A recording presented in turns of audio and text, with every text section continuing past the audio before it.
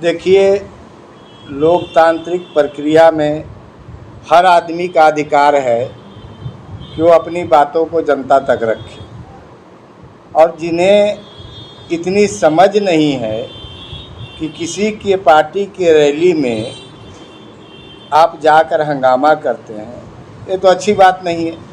ये मैं सिर्फ जनसुराज के बारे में नहीं कह रहा हूँ, सभी पार्टियों के बारे में कह रहा हूँ। क्योंकि जब भी कोई भी पार्टी अपना कार्यक्रम करती है तो आपको अगर ठीक नहीं लग रहा है, आपको लग रहा है कि आपका केरासन तेल धीरे धीरे प्रशांत किशोर जी सुखा रहे हैं, तो भाई वहाँ जाकर उनको ना संभालिए जो आपसे भाग रहे हैं। आप प्रशांत किशोर जी की रैली में जाकर हंगामा कीजिएगा तो इससे तो कुछ हासिल होने वाला नहीं है।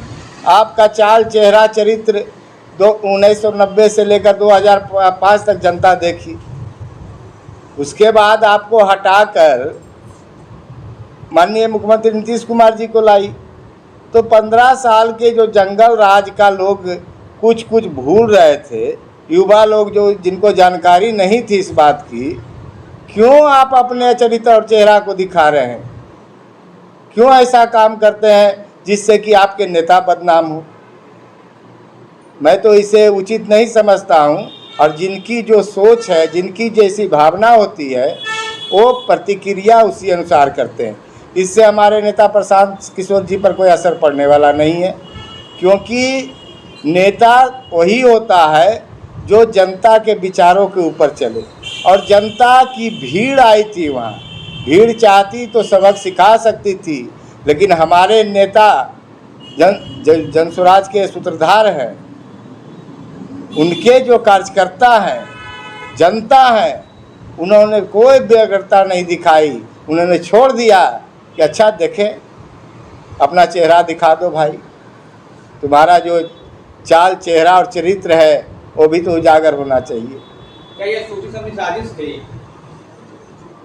देखिए, कुछ अति उत्साहित कार्यकर्ता होते हैं पार्टियों में, और उनका अति उत्साह था या उन्हें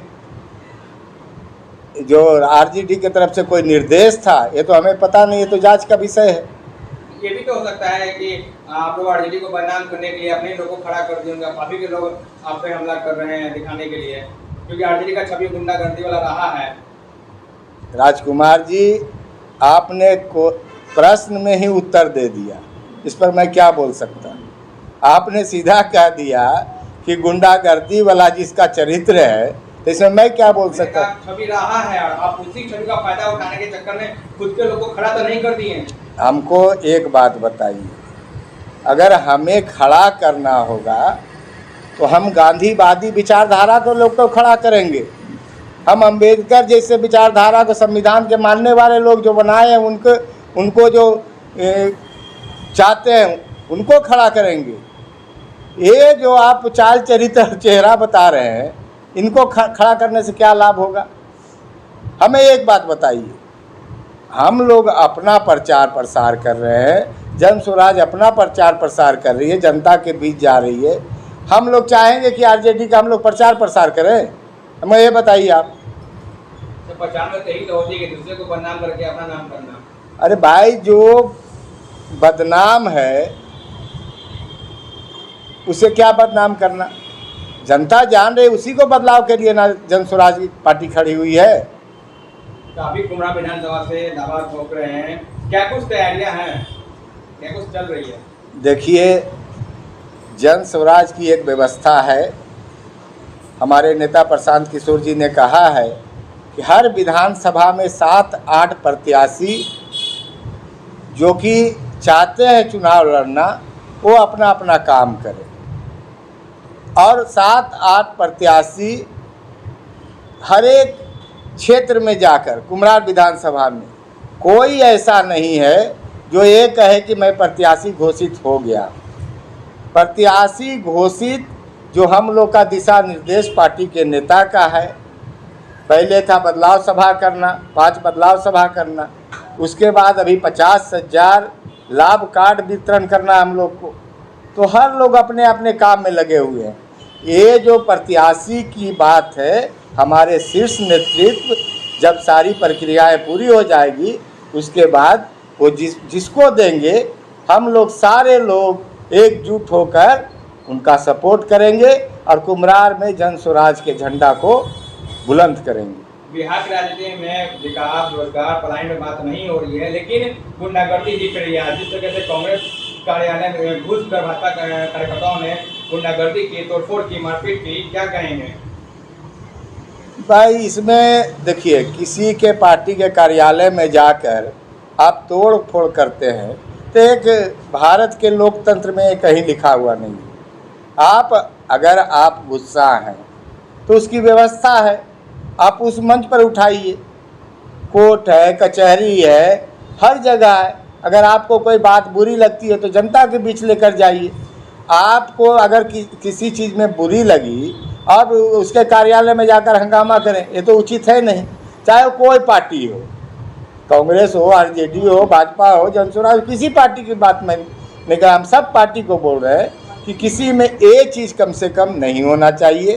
हेल्दी कंपटीशन जहाँ तक हो तो जनता उसको स्वीकार करती है, नहीं तो आपका चेहरा भी उजागर कर देगी। आप भाजपा वाले हैं इसका मतलब ये नहीं है कि आप क्या बोलते हैं उसको, आप ये नहीं है कि आपको ठप्पा मिल गया है कि आप बहुत अच्छे हैं। आप बीते दिनों भी एक वैसा ही वाकया हुआ था जब शिक्षा मंत्री आए थे बिहार और बाबू सभा में भाषण दे रहे थे, तो उनको निकलने के दौरान काले झंडा दिखलाया गया। लेकिन भाजपा कार्यकर्ता, युवा मोर्चा के कार्यकर्ता एनएसयू कार्यकर्ताओं पे मारते हैं और भारत माता की जय बोलते बोलते भी गाली देते हैं। देखिए, ये जो बातें चल रही है ये नहीं होनी चाहिए। काला झंडा दिखाना लोकतंत्र में अधिकार है। आप विरोध प्रदर्शन करने का एक तरीका है कि आप काला झंडा दिखाते हैं। आपने दिखाया, ठीक है, वो देखे नहीं देखे उनका विचार है, आपने अपना विरोध दर्ज करा दिया। लेकिन मारपीट वाली राजनीति कहीं भी नहीं होनी चाहिए। ये भारत के संविधान में कहीं नहीं लिखा हुआ है और लोकतंत्र में इसे अशोभनीय बोला जाएगा। डीएम आवास के सामने ये वाकया होता है कि अब तक कोई संज्ञान नहीं लिया गया। ईटा पत्थर उठा के मारने की कोशिश की गई थी। साफ वीडियो हर जगह वायरल है। देखिए, हमने बार बार कहा है, आप हर बार यही चीज़ पूछना चाहते हैं। भाई जब सब चीज़ नहीं हो रहा है तब तो जन स्वराज आया। जन स्वराज का मतलब होता है जनता का सुंदर राज, और जनता का सुंदर राज का मतलब होता है कि जब आप जनता का सुंदर राज बनाने की पहल करते हैं तो उसमें सारी चीज़ें आ जाती है। लोकतंत्र में जिस तरह से विरोध प्रदर्शन है करना चाहिए, ये बहुत ज़रूरी चीज़ है। क्योंकि अगर आप नहीं करते हैं तो शासन प्रशासन दोनों निरंकुश हो जाती है और उसके उत्पीड़न का शिकार जनता होती है। कोई भी किसी भी पार्टी में हो, पहले तो भारत की जनता है, भारत की नागरिक है। इसलिए इस दिशा में प्रशासन को भी पहल करनी चाहिए। एक तरफा व्यवहार उसे नहीं करना चाहिए।